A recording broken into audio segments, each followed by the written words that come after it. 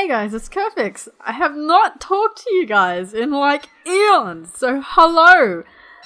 So, I have started this vlog to say hello, firstly, and secondly, to update you guys on stuff that's happened in my life, but trying to keep it a little bit private at the same time. I am slowly getting around to, getting a new graphics card, though to be honest, I'm not sure it's a graphics card issue so much as it might actually be my solid state drive. If you guys follow my Twitter, you might have noticed that like a few months ago, I posted about how my C drive is actually packed to the brim.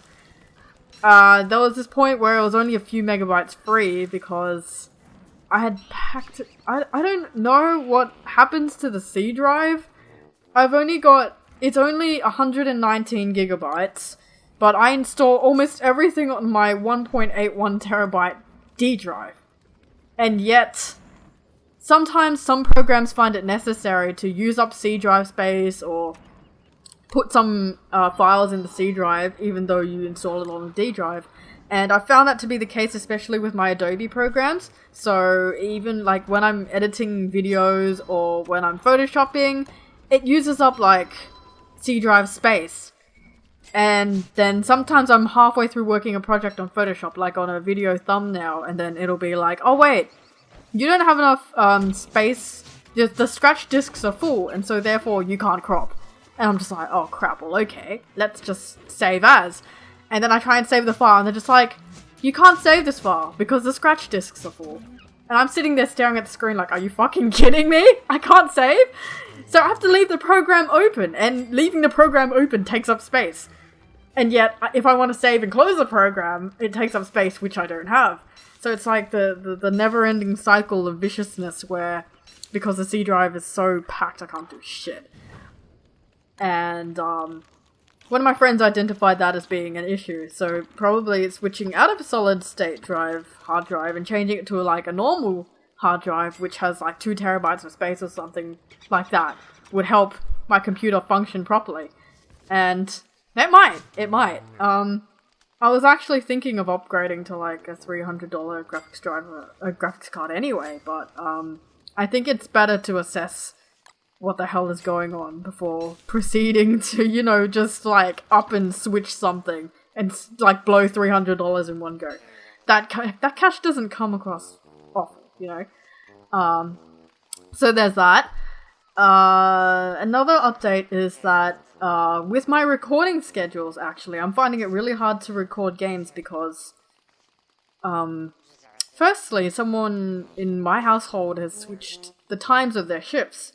So, normally when because I normally record at night, and so normally my nighttime recording is uninterrupted, but now it's not because they come back at night and then, you know, they make noise and whatnot, and I can't work with noise. So there's that. Or they always come into my room and stuff as well. Then if I want to record in the daytime, I do have time in the daytime. However, a lot of people in my neighborhood have taken it upon themselves to dish out a lot of money and reconstruct their houses. And so in the daytime, there was like a few neighbors back then and people across the road that were like reconstructing their house, and I was like, okay, fine, well, after that time period is done and over, I can record in the daytime. But as it turns out, once those guys have finished construction, some people like close by have reached that, you know, that strike of inspiration, and they're like, oh, maybe I should do what they're doing. So now there's another house that's doing construction work. And so it's just hammer, hammer, hammer, drill. And then the planes fly by because in the daytime they fly by, but not in the nighttime. And there's just too much noise and, you know, road driving buses, blah, blah, blah, blah. There's that. And I just can't record.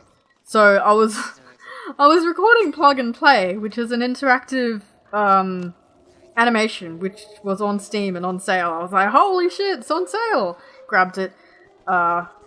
And I mean, the animation itself is 15 minutes long. And I was like, surely, if a plane flies by. Within 15 minutes, there's not going to be another plane that's flying by. And I was terribly wrong, firstly, for that. And secondly, I had completely forgotten about the construction over on the other side of the road. And I was like, shit! Crap! That's recording out the window, kind of.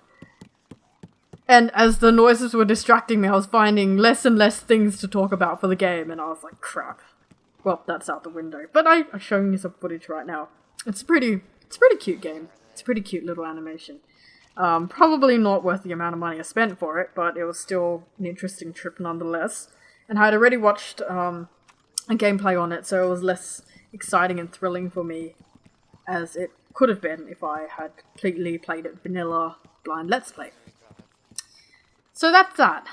I'm trying to keep this as brief as possible. Normally I don't vlog very briefly because I have a tendency of ranting, but I'm trying as hard as I can to rant succinctly and not have to edit my audio file. Lastly, I'm going to show you the game footage I'm showing you right now is Don't Starve. Don't Starve by itself, because the last time I played Don't Starve together, I showed you a little highlight snippet on my channel trailer. Don't Starve is actually really cheap right now. There was a bundle, and I'm not promoting for Steam or anything, but if you have watched people play Don't Starve and you're interested in the game, by all means buy it when it's cheap. That's just the common sense thing. I find that when playing single player Don't Starve, there's a lot more things to explore for some reason. Because starting the game over and over allows the world to refresh, and you can start in different areas and stuff. And I find that doing that over and over actually opens you to find out a lot more about the world and a lot more things about the world, as opposed to when you play Don't Starve together. Don't Starve together is actually quite infuriating sometimes.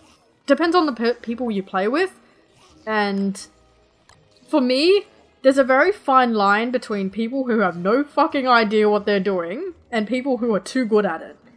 And when people are too good at it, they tend to just do things and then whisk off without you, and you're left struggling with the ropes. You're like, I don't know what I'm doing. Whereas if I play with people who have no idea what they're doing, we have to carry for them. We have to, get food for them, and then we have to, build constructions of, science machines or whatever on our own materials. But because they're not helping, they're kind of, dead weight. And then when they die, it's like, oh, to sap on my sanity, I have to take care of these guys. So, Don't Starve Together is a lot about, its influences. Give and take. Whereas with Don't Starve, you don't have the pressure of having to take care of other people or having to keep up with other people. Which is a lot more fun that way. And you can see for yourself how well you do by yourself. As opposed to, oh, these people feed me or these people give me tips, blah, blah, blah, blah. But I like Don't Starve. I like Don't Starve a lot. And that's why I'm showing you the footage for that. What else do I want to tell you about? I put up this vlog so that I could talk more fluently, because it seems like when I go on a longish break of recording videos, I start losing speech fluency, which is a bit weird. And I seem to not be able to express myself. Or maybe it was because I tried to express myself in the daytime and just didn't feel right. I think ranting is a nighttime thing for me. But anyway, thank you guys. Happy Chinese New Year to those who celebrate it, the Year of the Monkey. And I'll see you guys around. Thanks for sticking around. I have 21 subscribers now. I normally don't mention milestones very much, but thank you anyway. I have reached that milestone and I'm very happy. I'm also very happy with you guys and your patience for, because I know that I don't upload that frequently because of, my Let's Playing being a hobby thing and all that. But I'm very glad that no one has taken it upon themselves to try and clean out their subscriber list and be like, oh, this person doesn't upload very often, I'm just gonna unsubscribe now, that kind of thing. My subscribers count has been very, very slow in increase, but it has been quite stable, and I'm very appreciative of that, guys. Thank you so much. I'll see you guys in the next video that I upload, which is hopefully really soon. Bye!